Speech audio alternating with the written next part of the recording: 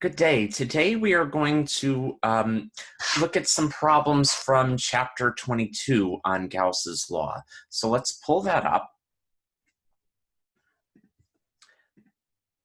So the problems you're going to be videotaping solutions for are, and again, so you've been broken into 6 groups, but we'll start with problem number 4 from chapter 22. A uniform field E is parallel to the axis of a hollow hemisphere of radius r, figure 22-25. So if you look at the textbook, you can see the figure. What is the electric flux through the hemispherical surface? What is the result if E is instead perpendicular to the axis? So for 4, you're going to need to do, for part A, you're going to need to do a little bit of integration to solve for that. The field is uniform, but the surface is not flat. So the angle that the electric field is making with a line perpendicular to the surface is not going to be constant over the surface of the sphere. So you're going to need to take that into consideration when you're doing the integration. For part B, if E is perpendicular to the axis, if you think about that a little bit, you can come up with the answer and justify it without resorting to any math. That's as much of a hint as I'll give as far as that goes. The next problem is number 8. A ring of charge with uniform charge density is completely enclosed in a hollow donut shape. An exact copy of the ring is completely enclosed in a hollow sphere. So you have 2 rings of charge with the exact same charge and the exact same size. One is in a completely enclosed in a hollow donut shape, and one is completely enclosed in a hollow sphere. What is the ratio of the flux out of the donut shape to that out of the sphere? And again, this is another one, if you think about this a little bit, you can figure out the answer and justify it without doing any math. And that brings us to number 9. In a certain region of space, the electric field is constant in a direction, say horizontal in the x direction, but its magnitude decreases from E equals 560 newtons per coulomb at x equals 0 to E equals 410 newtons per coulomb at x equals 25 meters.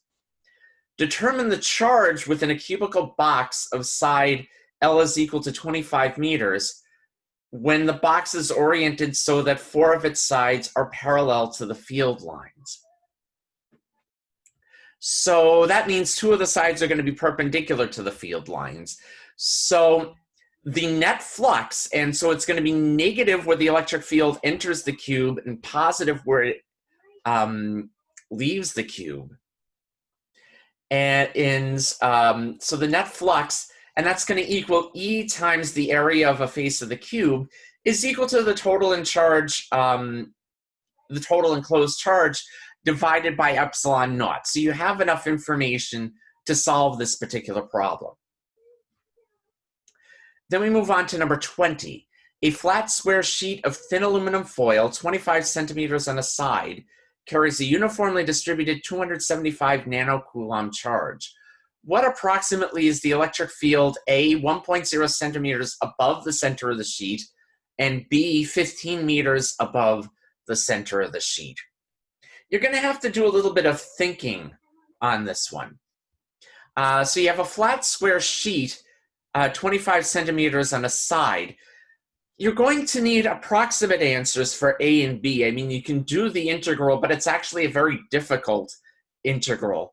But there are different approximations that will apply for part A and for part B. And if you figure out what those approximations are, the problem becomes relatively simple at that point.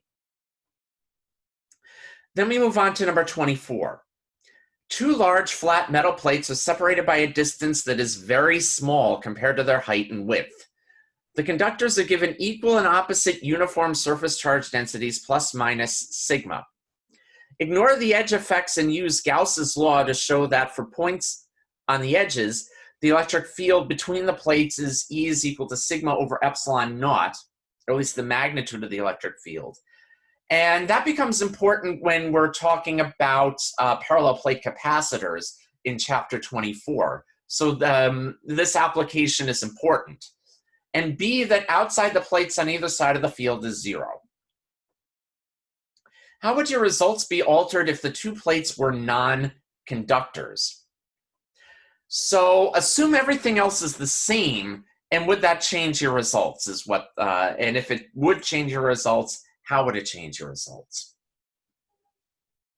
So think about that one a little bit. Then number 29, suppose the non-conducting sphere of example 22-4 has a spherical cavity of radius r1 centered at the sphere's center. Assuming the charge Q is distributed uniformly in the shell, and the shell obviously has a finite thickness, has a measurable thickness, so that would be between r is equal to r1 and r is equal to r0, where r1 is the inner surface of the non-conducting sphere and r0 is the outer surface. Determine the electric field as a function of r for 0 is less than r1. So that's inside the shell portion. So you probably already know the answer to this. B, r1 less than r0. So that's in the part of the sphere where there's charge. And this part is obviously the part that's going to take the most work. And C, when r is greater than r0. And you probably already know what the answer to C is. So A and C are probably not so difficult. B is a different story. You're going to need to apply a Gaussian surface, and you're going to need to figure out the amount of charge enclosed within the Gaussian sphere. And so you're going to need to take in mind that there's a cavity in the middle. And so you're going to need to think about, what is the volume of the portion of the Gaussian sphere that has charge, and work from there. And while I'm at it, I might as well go over the 4 homework problems, which are going to be due on Monday.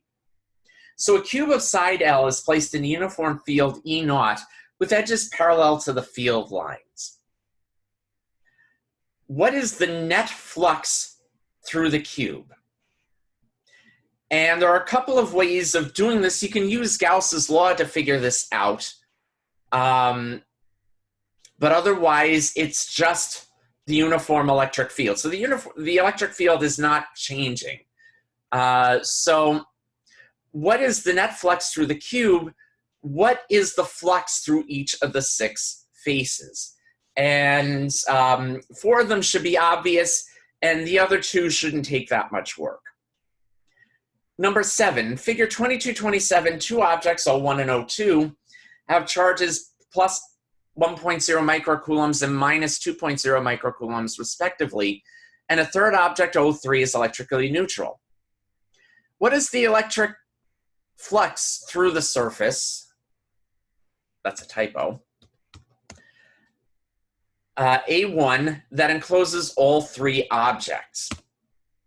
And then what is the electric flux through the surface A2 that encloses the third object only?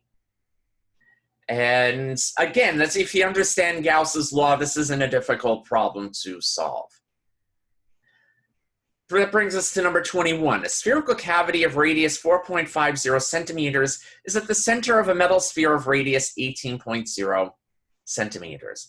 So again, we have this spherical cavity, but notice it's between a metal sphere.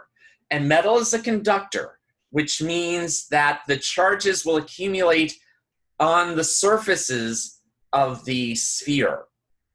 And that includes the inner surface of the sphere, since there's a cavity. A point charge Q is equal to 5.50 microcoulombs rests at the very center of the cavity, whereas the metal conductor carries no net charge. Determine the electric field at a point 3.00 centimeters from the center of the cavity. So that's inside the cavity, but don't forget there's a charge at the center. 6.00 centimeters from the center of the cavity.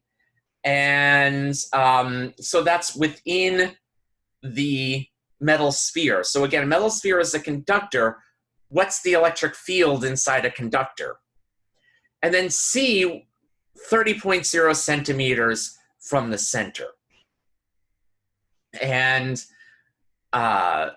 keep in mind that the metal sphere carries no net charge. So that should tell you a few things, and you can guess from how Gauss's law works how the charges get distributed in this case. But again, remember, the electric field is 0 inside a conductor. So where do you think the charges have to go? And again, it's 0 net charge. So that gives you enough information to solve this problem, but you'll have to think about it a little bit. And that brings us to 25. So to suppose the two conducting plates in problem 24, which is one of the recitation problems, have the same sign and magnitude of charge. What then will be the electric field A between them and B outside them on either side? C, what if the plates are non-conducting? So basically, instead of having opposite signs, they have the same sign, charge, and magnitude of charge. So how does that change when the electric field between them and outside on either side? And does it matter if they're conducting or non-conducting? And so think about number C a little bit before answering. Okay, so those are the problems. So the recitation problems, again, you're broken into groups. Each group, you've been assigned, and check your email if you haven't looked, but each group gets one problem. Post a video of the solutions. Have one of you volunteer to post a video of the solution on Blackboard under discussions so that everybody can take a look at the solution. Have that done by tomorrow night. So if people want to look at those solutions over the weekend before doing their homework, they can. The homework is going to be due Monday at 12 o'clock in the afternoon, at noon. And otherwise, that's it for today. Good luck with the problems. If you have any questions, if you're unsure of any the recitation solutions that you're working on, you're not sure you have the right answer, please contact me on that. Okay, thanks a lot, and I'll see you soon.